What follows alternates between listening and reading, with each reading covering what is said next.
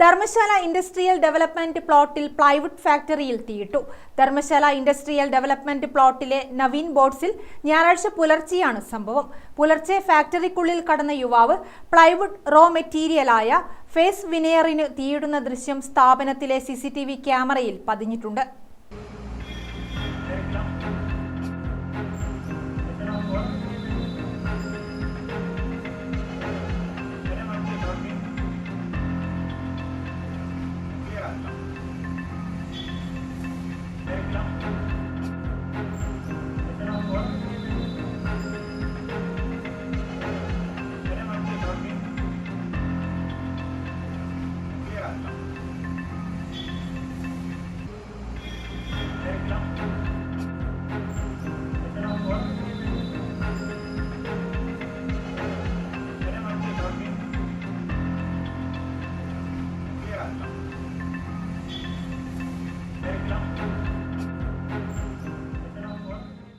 എന്നാൽ ആളെ തിരിച്ചറിഞ്ഞിട്ടില്ല.